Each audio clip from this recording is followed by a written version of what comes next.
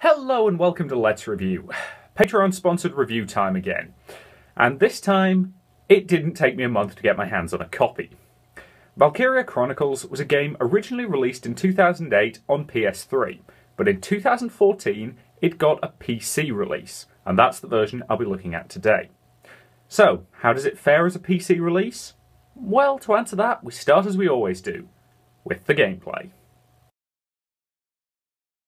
Valkyria Chronicles is a very odd duck gameplay-wise. While it's primarily a turn-based tactics game, it also has heavy influence from third-person shooters.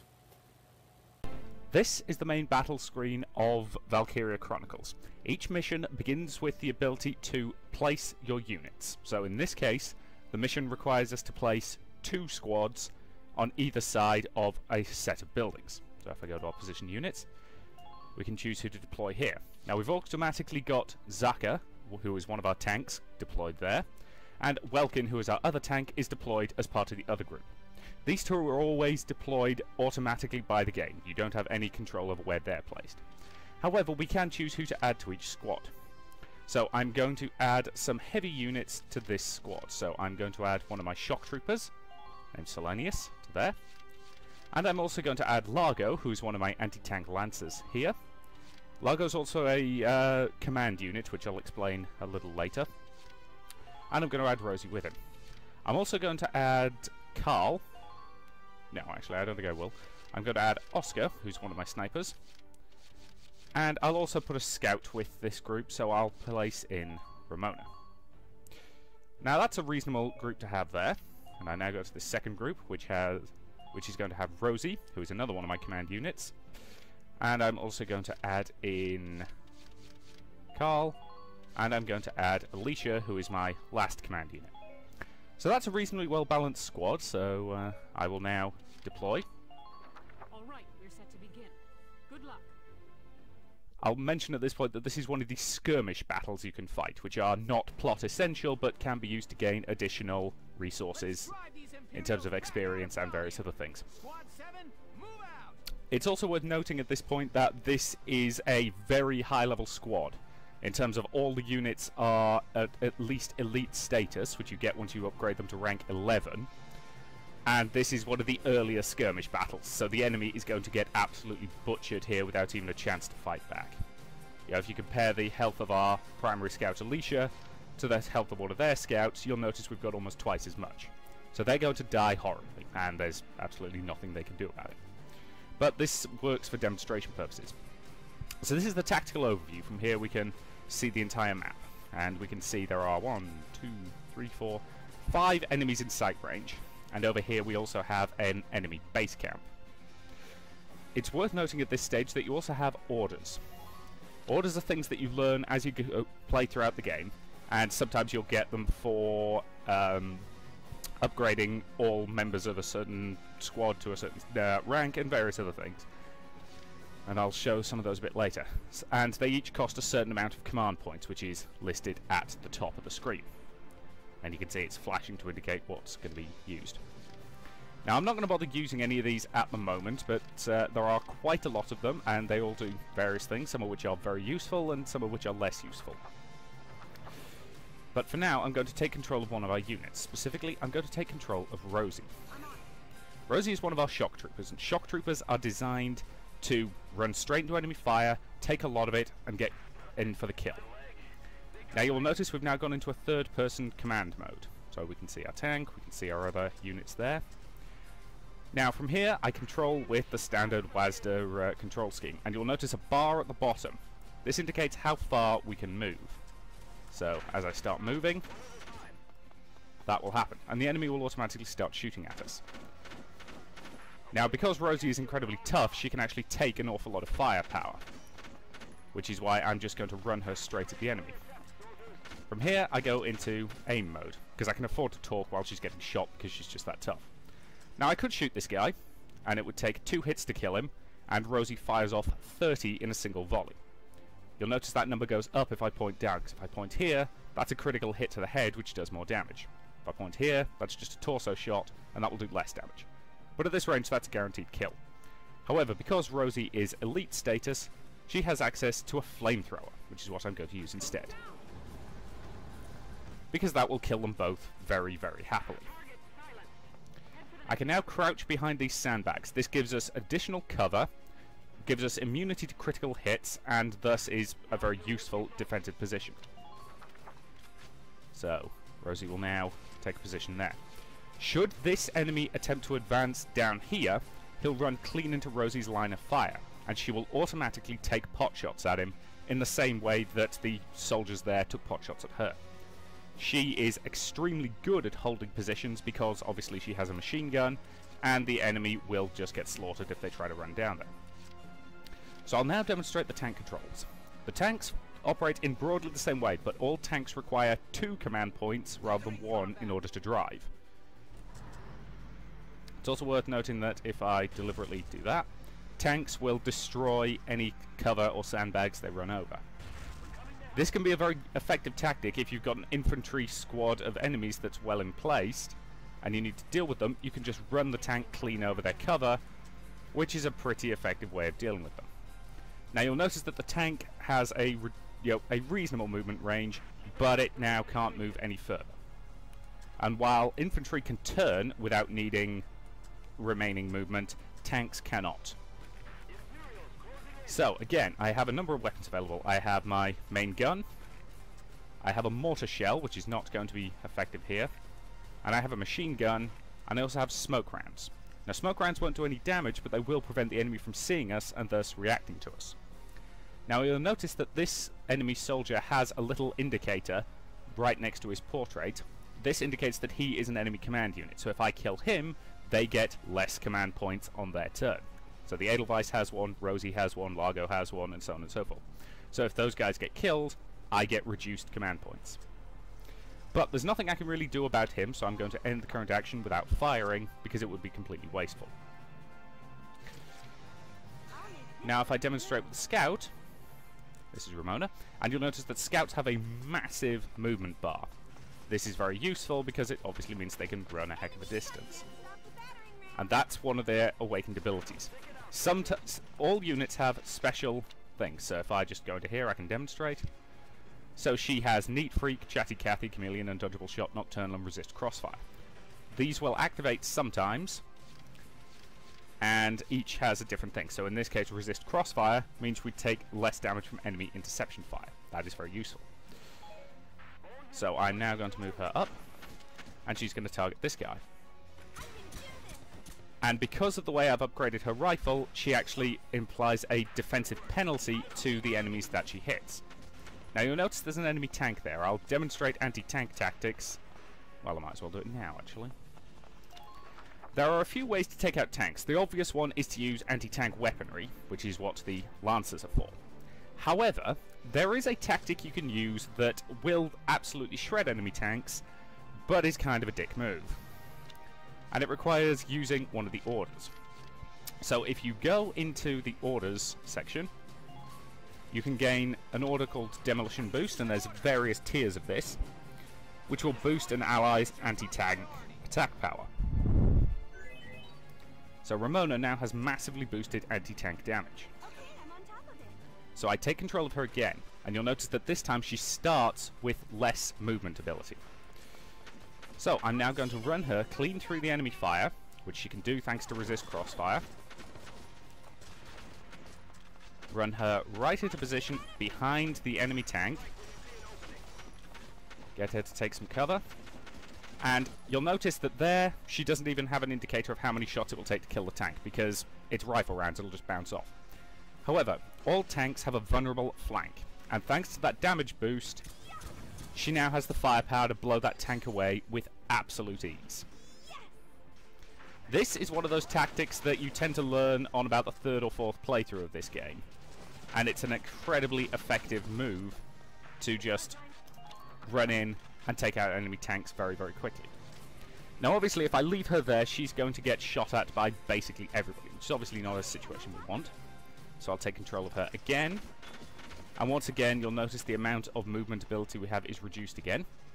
But that allows me to run her clear out of the enemy line of fire and safe. Now the enemy has their turn. And if the enemy unit is in your field of view, you'll actually see them running and moving. And if the enemy who's moving is not in your field of view, and again you saw the automatic reaction fire. Now that guy's going to run in around the back and take pot shots at our sniper. And if our units had had enough movement left, they would have returned fire. Or specifically, it depends on the class. So, she dodged that, which is a very useful ability, and now she's going to return fire, which should be enough to kill him. There you go. Return fire obviously only happens if the enemy isn't dead. If the enemy you're shooting at isn't dead. So he's going to run down here, and he's going to run into two fields of fire, one from Rosie and one from the tank. And as you can see, that ended very, very badly for him. So as I say, I am... Aha! Now that's an element I didn't mention. Tall grass can allow you to hide units.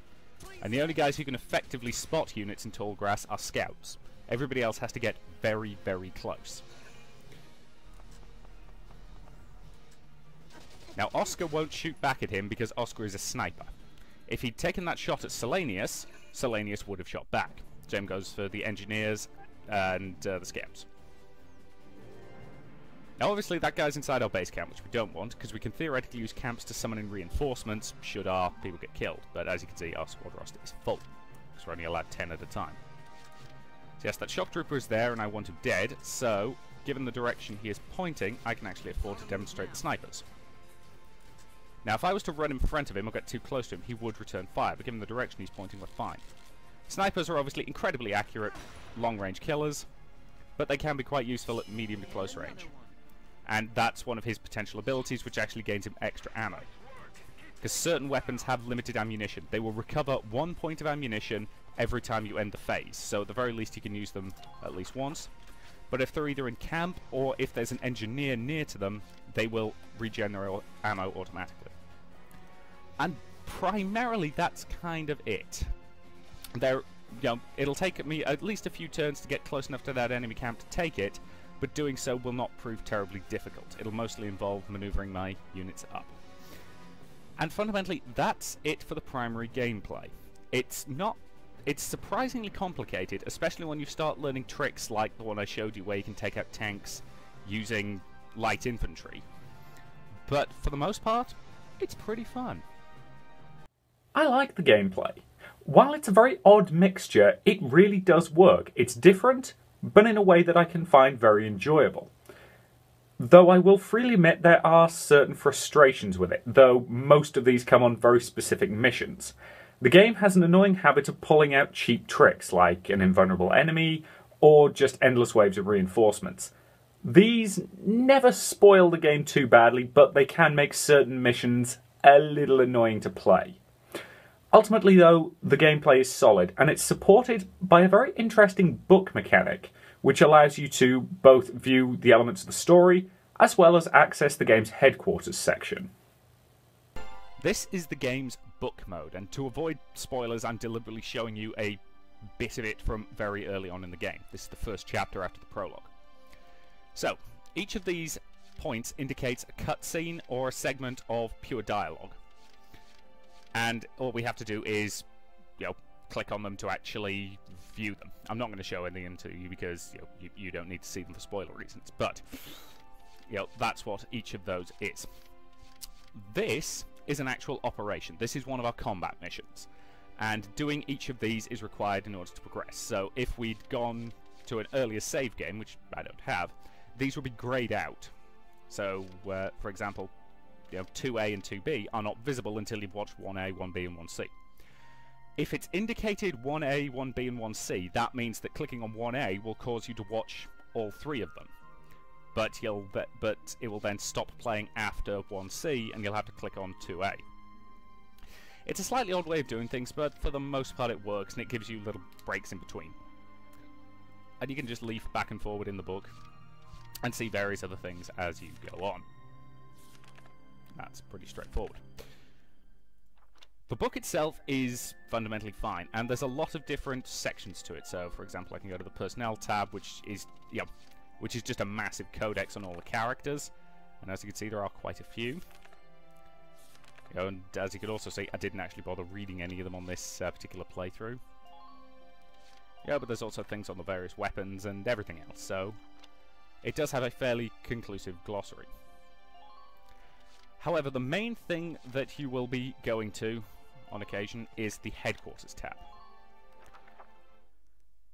The Headquarters tab is where you mess around with your squad the most. So, for example, we can go to the Audience Hall, which will allow us to get special weapons from the Princess of the Realm, as well as medals. And the medals are basically the game's achievements. So each time you win an achievement, you'll earn an in-game medal. There's the War Cemetery, and here we can go talk to an old chap who will potentially give us the chance to learn new orders. And these orders are all... they're randomly offered, but at appropriate points in the game. So he's not going to randomly offer you the most powerful thing in the game, you know, the first time you go visit him. You know, the further through you get, the more orders he'll have on offer, but it's not like he gives you a menu and says, right, which of these do you want? He'll basically say, today I'm going to teach you X. Castlefront Street is where we have the writing on the wall, which is basically a local newspaper, so that lets you read little things. And it can also allow you to purchase for unlock additional scenes, which sometimes have additional combat missions in. So, for example, there's one that mentions that the enemies has managed to cut off your supply lines, and so your food transports aren't getting through. So you can have a little sub-mission, which isn't plot critical, to basically take out the enemy blockade and thus allow food transports back through. And one of your units, Largo, actually gains an additional ability based on having done that mission, so they can be useful. The R&D facility is the first of the ones that I really need to show you. And every time you go somewhere, you'll get at least a little bit of dialogue from people. So the R&D facility lets you upgrade your weapons. So I've got most of the weapon upgrades. And most weapons have upgrades that break down into multiple categories. And you can only have effectively one sub-weapon. So once you get to the Mark IV version, you then have to choose whether you want a more powerful rifle, a more accurate rifle, or the one I went for, which is the one that puts the defense lowering effect. And the basic rifles are used by scouts and engineers. And I've got all the way up to the Mark X version of that. Same with the machine guns. In this case I went for the basic damage upgrade because that to me is the most useful thing for those to have, but if I wanted I could get the one that puts an attack lowering bonus, or one that causes them to fire more bullets per volley, which again is potentially useful. And again, the Lancers, exactly the same, so if I wanted I could demonstrate by getting this Mark X firepower boost. As you can see, that cost me some money. Sniper rifles again, I went for the most accurate version rather than anything else. Flamethrowers, and again, most damaging. Grenades. And the uniforms, which obviously boost your defense, and the blast suits, which are what Lancers wear, which again, boost your defense. And that's all of those. Then there are the upgrades for the tanks. And again, I've got all the tank upgrades. However, the last three upgrades, so this one, and this one, are limited. You can only have one of them.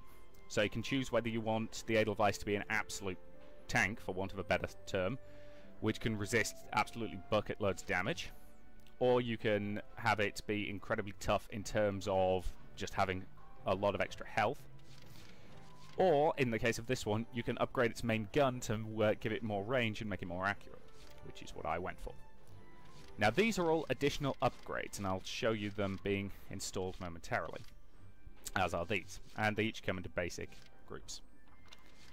The Shamrock is exactly the same basic principle, except that the Shamrock has a various loadout system. So in this case I'm using the Gatling weapon, but again various options are available, and I'll demonstrate here by going to the outfit tanks.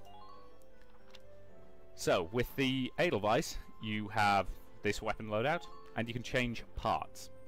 And basically what you do is you have all these things available, which are gained sometimes through defeating enemy elite tanks, and you get special parts, which is how I got that enhanced block pin, for example. And sometimes they gain through researching things. So here, for example, we have a hardened plate equipped, and if you look over on the right-hand side of the screen, you can see where it's actually equipped. So if I go into there, I can move it around, and I can place it where I want, providing there isn't something else already placed there. This means you can't have all of those upgrades equipped at once, and you've got to pick and choose. So for example, I wouldn't use the bulletproof visor because obviously it's a very low level upgrade, but since I only had the 1 point of space left, that was my only option. Personally, I'd have preferred to take out the hardened plate, which adds crit defense, and the bulletproof visor, and instead put in the periscope, which is more useful, and place it, and rotate it through 90 degrees. However, to the best of my knowledge, the game doesn't let you do that. You are limited to the direction it tells you. So it's all about finding the most efficient combination you can. The Shamrock's basically the same, except that it actually has a variable weapon loadout. So I've currently got the Gatling gun equipped, but if I wanted, I could put in anti-tank weapons or a flamethrower. And the flamethrower is obviously better against massed infantry, Gatling gun against single infantry, and anti-armor rounds obviously against other tanks. That's mostly what you do in the R&D facility. There's also the training field, where you can spend experience points to actually level up your units. And all units level up by squad. So it's not like you're leveling up Alicia or you're leveling up, Rosie. You are leveling up all your scouts, all your troopers, all your lancers, all your engineers, or all your snipers. So I'll just demonstrate with the engineers. So I do that. You're better than this. And that cost me, 14,000 odd XP. And the engineers have now all leveled up to level 12. Which will... And we've just gained a new order which cures one negative ally, or which cures one ally of negative status. Potentially useful. So yes, and to the best of my knowledge, I believe level 20 is the maximum rank for various people. And you'll notice that I've got these three, who are my primary attack units, at a much higher level than I do these two, who are more supporty. They're, I use them less frequently, and so therefore it made sense to me to upgrade these guys first. But that's basically what you do in the training field. Then there's also the command room, which is where you choose the actual members of your squad. And the one problem with that is you gain more squad members as you play throughout the game, but more often than not you'll pick a squad and then you'll just keep using that specific squad. Unless one of your units gets killed permanently, and that only happens if they get shot down by the enemy and they either spend 3 turns, quote unquote, bleeding out, then they'll die permanently. Or if an enemy unit manages to run over and basically tap them, then they will be taken out of the fight permanently. That can't happen to any plot-specific units, so Rosie, for example, won't be taken out permanently, but will be unavailable for the rest of the battle. If you get to them in time, or if you have a specific order that allows you to do this, you can call a medic to them, and the medic will evacuate them, and you can bring them back in after a turn, which is a very useful thing to do, especially if one of your units who has a command point boost gets killed. So I don't really need to show you that. But one other thing you can do is mess around with the equipment of your squad. So if I demonstrate with Alicia, so she currently has her Galleon X20, which is a very, which is the top tier weapon. However, if I wanted, I could give her various special weapons that we've got from the princess, or some that we've captured from the enemy. So that's a very good weapon, but it's actually got less range than her X20, and while it has significantly boosted damage versus personnel and armor, it doesn't have the added effect. So ultimately, it's probably not a weapon that I would equip her with, and that's the thing, I don't really use the additional equipable weapons. While you will get them, you'll get a lot of them. I personally don't tend to use them because I prefer to just stick with the ones that are the upgraded versions that you get. So while they are potentially useful, I don't tend to use them. And that's primarily what you do here at the Headquarters tab. To be fair, there is quite a lot of stuff to do here in between missions. You can mess around with your squad an awful lot. But fundamentally, that's it for the in-between missions stuff.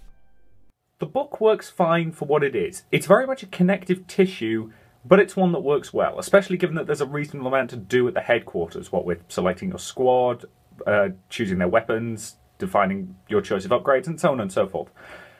Ultimately, the gameplay overall is pretty solid, though the story being told primarily through cutscenes can get a little tedious at times. Some of them are a little long-winded, but for the most part it works pretty well. And while the gameplay has its occasional frustrations, I'm happy to say that I enjoy it significantly.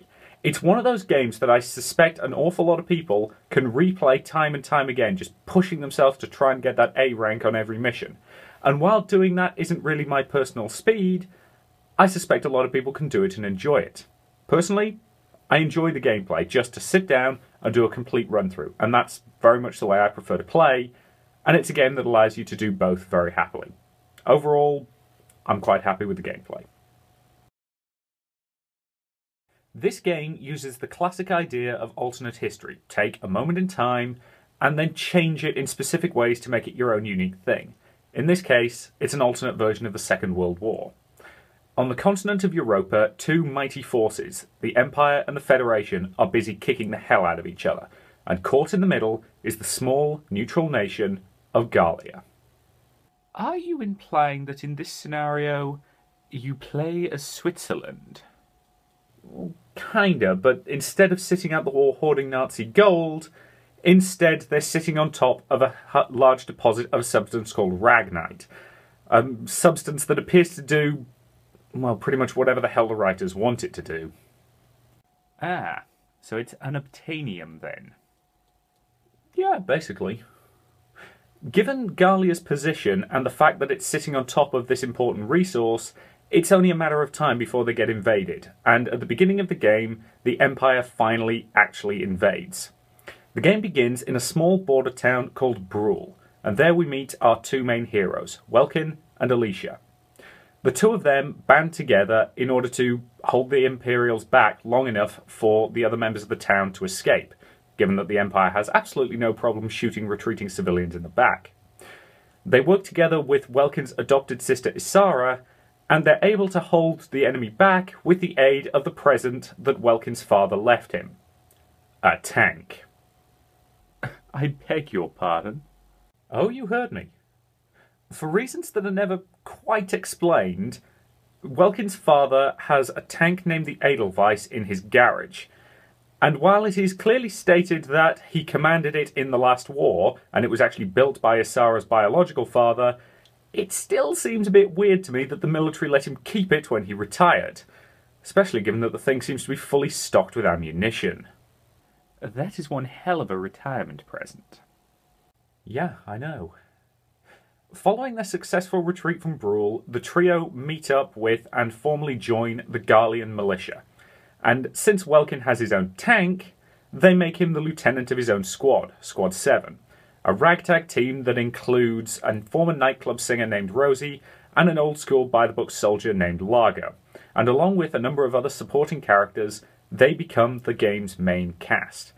And honestly, I like these people. In spite of the racism. I beg your pardon? Again? In this world, there's a lot of allegories to real-world issues, one of the biggest ones being racism. But I've got to be honest, it's handled in kind of a weird way. Rather than discriminate against people because of their skin colour, in this world, people are discriminated against because of their hair colour. So-called Darksons have black hair and are treated as a second-class minority. Even to the point where the Empire is actually putting them in concentration camps. So they really are pushing the whole World War II thing, then? Yep, right down to this world's version of the race for nuclear weapons. Honestly, this game's story is at its best when it's dealing with the horrors of war. Probably the single best scene in it is a moment when our heroes encounter a badly wounded enemy soldier, and they comfort him while he dies. It's a scene that really digs into the fact that, yes, these people are enemies, but at the end of the day, they're all still human. And I'm not ashamed to admit that I tear up a little bit at that scene. Well, to be fair, it's not exactly that difficult to make you cry. Perhaps, but it's really nice when a game gets into something a bit more complicated than good guys, bad guys. And frankly, that's really nice to see.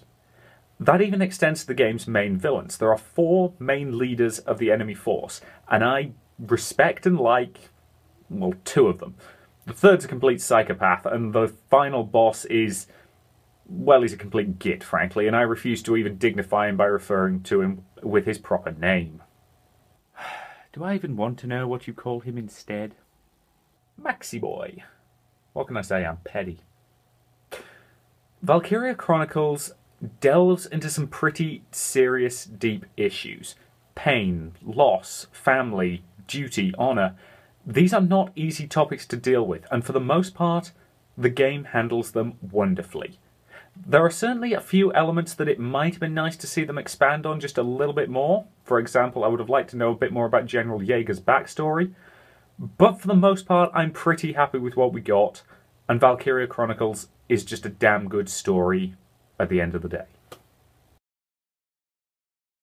This game isn't exactly a graphical powerhouse, but let's face it, it's a port of an 8-year-old PS3 game.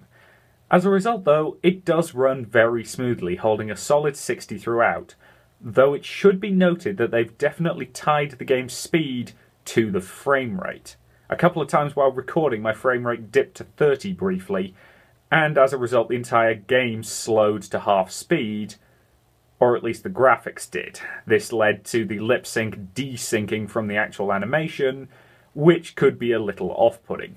It's an extremely minor problem in the grand scheme of things, and you probably won't have it if you're not trying to record the game, but it should always be worth mentioning these things. Overall, though, the graphics are functional, but nothing really more. The art style is pretty good for the most part. I'll say once again that I've never exactly been a massive fan of the way that anime characters are drawn, but for the most part here, they're done in a way that doesn't annoy me too much. And I will certainly say that there are a lot of designs in this game that I really do like. The tanks in particular look pretty good. And I really like the fact that when you gain an upgrade for something, it actually changes its physical appearance. That's a very nice touch that often you don't find in a lot of games. Overall, the only really weird thing about the art that I dislike is that for some reason the entire game has this white border around the edge of it that can be a little off-putting at first. It doesn't take too long to get used to it, but it's still a very odd design decision, and I'm not sure why they went with it. Overall, though, I'm pretty happy about the art at the end of the day. The music for this game is gorgeous, and I have absolutely no problem admitting that I really, really love it. The voice work? Well, it's not as good, but it's still pretty damn good. And if you're anything like me, you'll spend half the game recognising the various members of the voice cast, including Steve Blum playing about 12 different characters. Though to be fair, that's not exactly unusual for him. The weak link in the audio's chain is the sound effects. While most of them are perfectly fine and functional, the explosions in particular lack any real sense of weight or any real sort of punch. And while it's by no means a deal breaker, it does drag down the otherwise excellent audio work. Overall, though, the audio's still pretty damn good. So, did I enjoy Valkyria Chronicles? Absolutely I did. Should you buy it? Yes, I am perfectly happy to recommend this one, though I will mention at this point that there is apparently a remastered version coming to PS4, so if you've never played it before, you might want to consider waiting for that version. As for the PC version though, it's a damn good, enjoyable game with a really solid story, and while the port lacks a few things that I would prefer to see in a PC version of a game, most notably an options menu that's actually worthwhile, and mouse control on menus, it's still a very enjoyable experience, albeit one with a couple of minor niggles. Overall, I am very, very happy to recommend it, and I can say thank you to Lee Maths for making me play something good. Now, if you'll excuse me, Sunrider Liberation Day is finally out, and I have a smut patch to download. I'll see you later.